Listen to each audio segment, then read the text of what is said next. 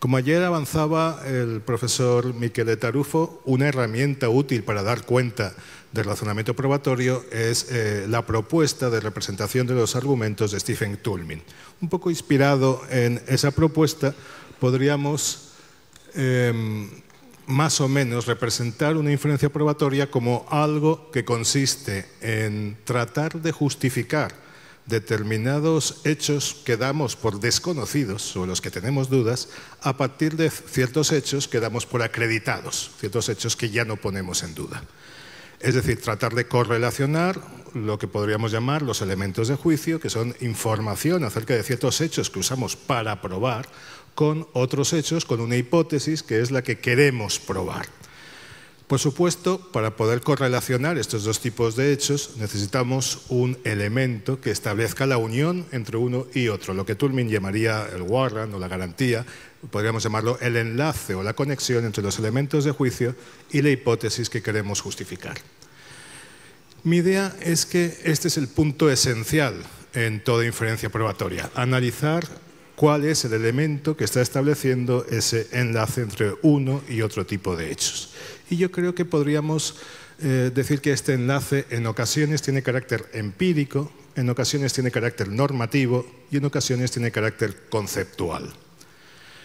Cuando hablamos de un enlace empírico, estoy pensando sobre todo en generalizaciones empíricas que a partir de experiencias pasadas correlacionan hechos de un tipo con la probabilidad de que ocurra o haya ocurrido un hecho del otro tipo. Es decir, lo que llamamos máximas de experiencia, o aquí podríamos incluir también los conocimientos científicos, que básicamente tienen la misma estructura. Son generalizaciones empíricas, por lo tanto basadas en la experiencia, conclusiones de una inducción generalizadora. Este es el punto donde, como señalaba ayer el profesor Tuzet, intervienen las inducciones ampliativas, estableciendo la fundamentación de esos conocimientos científicos o esas máximas de experiencia. Aquí, por cierto, y en relación con el segundo de los objetivos que les avanzaba, el tratar de proponer, de estipular determinados significados, simplemente no tanto para que se acepte esa estipulación, sino para llamar la atención sobre ciertos puntos donde creo que todavía subsisten problemas terminológicos, podríamos algo así como sugerir, o podría sugerirles que llamemos máximas de experiencia al conjunto de estas generalizaciones empíricas. Es cierto que cuando uno habla de máximas de experiencia inmediatamente se le dice, bueno, pero las máximas de experiencia son peligrosas, son prejuiciosas. Sí, hay máximas de experiencia que no están bien fundamentadas, pero llamemos máximas de experiencia a las generalizaciones empíricas y luego tratemos de decir solo debemos usar aquellas que están bien justificadas. En el segundo caso, lo que establece la conexión entre los hechos probatorios o los elementos de juicio y la hipótesis es una norma. ¿Qué tipo de normas? Bueno, aquí podríamos incluir las reglas de prueba legal o de prueba tasada y las presunciones, que en mi opinión básicamente cumplen la misma función, la función de correlacionar un hecho base con la obligación de dar por probada determinada hipótesis. Nos podemos preguntar cuál era el fundamento de las máximas de experiencia en el primer tipo de inferencia y la respuesta probablemente sería, bueno, el fundamento está en las experiencias anteriores y en esa inducción ampliativa. También nos podemos preguntar cuál es el fundamento, el respaldo en la teoría de Toulmin, de las normas que predeterminan la valoración de la prueba. Y aquí yo creo que la respuesta es doble. En ocasiones, esas reglas de presunción o normas de prueba tasada tienen como fundamento tratar de aproximarse en la mayor medida posible a la verdad. Es decir, son una máxima de experiencia que se ha positivizado a través de alguna fuente del derecho que ha adquirido autoridad y se convierten en una regla, en una norma. Pero en otras ocasiones no podemos encontrar un fundamento epistemológico, es decir, una máxima de experiencia detrás de estas normas de presunción. Y lo que nos encontramos es el intento de proteger algún derecho o algún valor que no es de carácter epistemológico, por ejemplo, algún derecho fundamental. Detrás de la norma de presunción que dice que si alguien viaja en un barco, el barco se hunde y pasan tantos años y no sabemos nada de él, hay que dar por probado su fallecimiento, probablemente hay una máxima de experiencia. Detrás de la presunción que dice que si alguien mantiene relaciones sexuales con un menor de, pongamos, 12 años, se presume que no hubo consentimiento, como suelen incluir nuestros ordenamientos jurídicos, lo que tenemos no es una máxima de experiencia, sino el intento de proteger la libertad sexual de los menores. pero no hay ninguna máxima de experiencia que nos diga, no, es que los menores no suelen consentir. Más bien lo que ocurre es que ese consentimiento no nos parece relevante, no nos parece válido. El tercer tipo de conexión entre los hechos que forman parte de los elementos de juicio y la hipótesis, en mi opinión, es de carácter conceptual, es decir, es una definición o una teoría conceptual. Es una definición que nos dice que determinados hechos debemos interpretarlos o clasificarlos como una acción o como una acción intencional o como una relación de causalidad. En España, por ejemplo, ha sido tristemente conocida una sentencia ya famosa hace algunos años, la llamada sentencia sobre el caso de la colza, donde lo que se planteaba era si a partir de los siguientes elementos de juicio que se daban por acreditados, todo aquel que consumió este tipo de aceite fabricado con la planta de la colza desarrolló el síndrome tóxico. Lo acreditado era que todos aquellos que habían desarrollado la enfermedad, habían tomado aceite de colza, pero no todos los que habían tomado aceite de colza habían desarrollado la enfermedad. Es decir, el aceite de colza funcionaba como condición necesaria, pero no suficiente de la enfermedad. ¿Hay aquí una relación causal o no? La sentencia fue muy filosófica y muy penalista, porque discutían acerca de cuál era la definición más adecuada de causalidad, si aquella que identifica las relaciones causales con condiciones necesarias o con condiciones suficientes. En función de que se escoja una u otra definición, daremos por probada que hay o no hay una relación de causalidad. Esto forma parte, en mi opinión, del ámbito de los razonamientos que se realizan en el marco de la prueba, porque todavía son previos a la calificación jurídica. Tendríamos entonces la posibilidad de clasificar las inferencias probatorias en tres tipos. Inferencias probatorias, que propongo llamar empíricas, cuando el enlace es una generalización empírica. Inferencias probatorias normativas, cuando el enlace es una norma. Y yo propondría llamar a normas de presunción, o propondría hablar de presunciones para evitar la enorme ambigüedad y vaguedad de este concepto, solo a las presunciones que son reglas, es decir, que vienen establecidas legal o jurisprudencialmente, o incluso podría ser consuetudinariamente en alguna fuente del derecho y que obligan a aceptar determinada conclusión. Y tercer tipo de inferencias propondría llamarlas inferencias probatorias conceptuales. Por terminar con este punto, podríamos ver un ejemplo de cada una de ellas. Esta sería una inferencia probatoria empírica. El acusado fue detenido en las cercanías de la vivienda donde se cometió el robo poco después del momento del mismo, llevando los objetos sustraídos en dicha vivienda y portando una palanca metálica. Estos serían los hechos probatorios o elementos de juicio, los hechos que damos por conocidos. La conclusión sería el acusado es el autor del delito, estos serían los hechos probados. Pero para llegar a esto necesitamos una máxima de experiencia que podría decir lo siguiente: si alguien es sorprendido en el sitio del suceso o sus cercanías, en un tiempo inmediato al hecho, portando especies o efectos del delito y elementos necesarios para cometerlo, probablemente es el autor del delito. Como ven, el fundamento de esta máxima de experiencia está en que parece de sentido común pensar que normalmente las cosas así, y esto lo aprendemos por experiencia. El siguiente sería un ejemplo de inferencia probatoria normativa.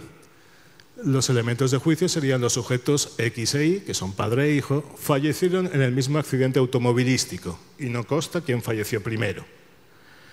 La conclusión sería que X e Y fallecieron al mismo tiempo. Esto es lo que se da por probado.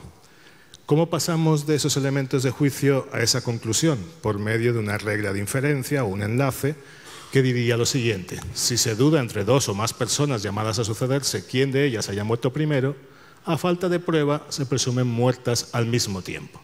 Esta es una presunción establecida en el Código Civil, que nos dice que si se dan esos elementos de juicio, hecho base, entonces tenemos que aceptar como probados esos hechos, esa hipótesis.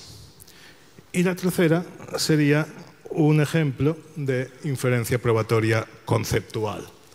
Todo aquel que contrajo el síndrome tóxico había consumido aceite de colza, pero no todos los que consumieron aceite de colza contrajeron el síndrome tóxico. Es decir, el aceite de colza es la condición necesaria, pero no suficiente del síndrome tóxico.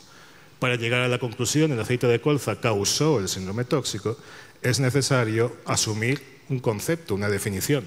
Cuando un hecho es condición necesaria, aunque no sea necesaria y suficiente de otro, el primero es causa del segundo. Así como nos hemos preguntado qué es lo que justificaba una determinada máxima de experiencia, o qué es lo que justificaba una determinada norma de presunción, uno podría preguntarse qué es lo que justifica una definición. ¿Qué razones tenemos para preferir esta definición frente a una definición distinta de causalidad? ¿O qué razones tenemos para preferir una determinada definición de intención frente a una definición distinta? Por ejemplo, exigiendo o no que además del conocimiento del resultado, de la probabilidad del resultado, tenga que haber cierta voluntad de producir ese resultado. Bueno, aquí me parece que la respuesta no es fácil, pero diría que tiene que ver con dos tipos de criterios. Por un lado, las definiciones que construyamos tienen que recoger algo del significado usual de esas palabras fuera del derecho, del significado prejurídico. Creo que no puedo usar un concepto de causa o de intención o de acción que no se parezca en nada al que se usa prejurídicamente. Sería difícil de entender que el legislador está usando estos conceptos con un sentido totalmente distinto. Hay diferencia entre el concepto de enfiteusis, que no tiene ningún significado prejurídico, y el significado de causa. Pero por otro lado, hay ciertos criterios de corrección que tienen que ver con la utilidad que queremos darle a estos conceptos. Queremos usar estos conceptos precisamente para ascribir responsabilidad de una manera adecuada. Así que aquí hay ciertos criterios valorativos o normativos que también inciden en cómo construimos el concepto. Cuando los penalistas o los filósofos preocupados por la ascripción de responsabilidad se plantean cuál es la mejor definición de causa, tienen en cuenta no usar una definición que amplíe demasiado la responsabilidad o otra que la restrinja demasiado. Y estos son criterios de tipo normativo que hay que ponderar junto con los criterios que aluden al sentido común. No voy a hablar más de la inferencia probatoria conceptual porque es solo una manera de llamar la atención sobre la relevancia de este tipo de conceptos a la hora de dar por probado algo. ¿Qué verdades haya? Como decía Jesús Mosterín, ¿qué verdades hay? Depende de qué conceptos usamos. Y esto es relevante para la prueba. Me voy a centrar en la inferencia probatoria empírica. ¿Por qué? Bueno, porque la inferencia probatoria empírica es, desde un punto de vista lógico, si quieren, prioritaria frente a las demás. Es imposible usar una inferencia probatoria conceptual o una inferencia probatoria normativa sin recurrir en algún momento a alguna inferencia de las que he llamado empíricas. Es decir, si yo quiero establecer que la presunción que hemos visto antes efectivamente se ha producido la muerte al mismo tiempo, para eso tengo que probar que dos personas han muerto en el mismo accidente, por ejemplo. Aunque no sepa quién ha muerto primero, tengo que probar que ellas dos han muerto en el mismo accidente. Y esto es algo que en algún momento no podré probar por medio de una definición o por medio de otra presunción. En algún momento tendré que probarlo por medio de máximas de experiencia, generalizaciones empíricas de este tipo, incluyendo las científicas. Es decir, hay una prioridad lógica de la inferencia probatoria empírica frente a los demás. Si identificamos el ámbito de las inferencias probatorias empíricas con el ámbito de la libre valoración de la prueba y el ámbito de las inferencias probatorias normativas con el de la prueba tasada o los sistemas de prueba tasada, nos encontraremos con que parece lógicamente imposible un sistema completo de prueba tasada. En algún punto hay que probar o el hecho base o el hecho que derrota a la consecuencia, como ha establecido Jordi Ferrer también. Así que sistemas de prueba tasada completa son imposibles. Y es una lástima, hasta cierto punto. Es una lástima porque los sistemas de prueba tasada para los juristas son más sencillos. Son más sencillos porque no plantean problemas de valoración ni de estándar de prueba. Cuando tenemos una norma que nos dice si se dan estos hechos, usted tiene que dar por probados estos otros, nos están dando la valoración de la prueba, viene predeterminada por esa autoridad jurídica, y nos están dando un criterio de suficiencia, nos están diciendo cuándo ya podemos aceptar esa prueba como suficiente para tomar una decisión. Las reglas de prueba tasada y las presunciones hacen las dos cosas, predeterminan la valoración de la prueba y predeterminan la evaluación de la suficiencia de la prueba.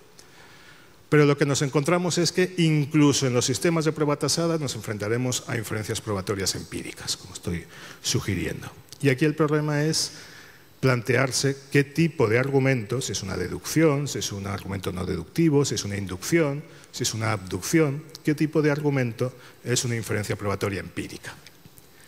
Quizá no es tan relevante, de todas formas, tratar de clasificar las inferencias probatorias de este tipo en uno u otro de estos tipos de argumentos. Lo relevante es darse cuenta de que nunca, incluso aunque las construyamos como deducciones, vamos a tener una certeza absoluta sobre la conclusión.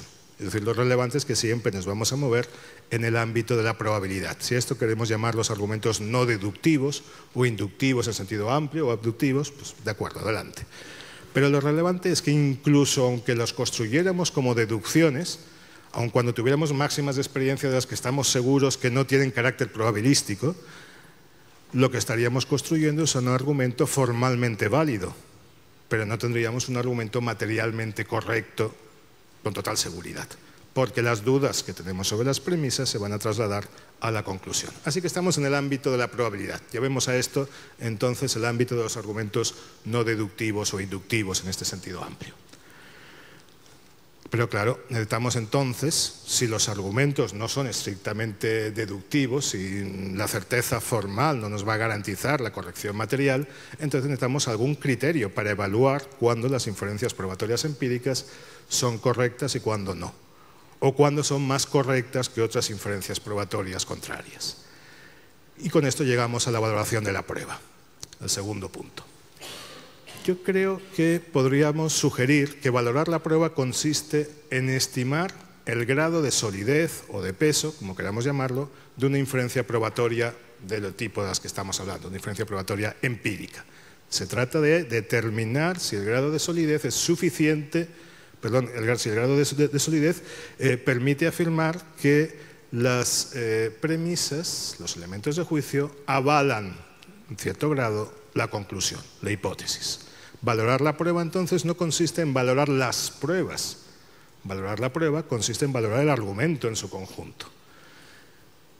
Quizá podríamos aquí establecer una distinción entre valoración individual o analítica, que sí consistiría en valorar cada una de las pruebas y ver su fiabilidad, y valoración conjunta de la prueba, que consistiría en valorar todo el argumento que apunta a determinada hipótesis, donde no solo está la cuestión de si las premisas y los elementos de juicio son fiables o no. Y esta sería otra sugerencia terminológica que deberíamos establecer, qué es lo que entendemos por valoración holista o global y qué es lo que entendemos por valoración analítica de las pruebas.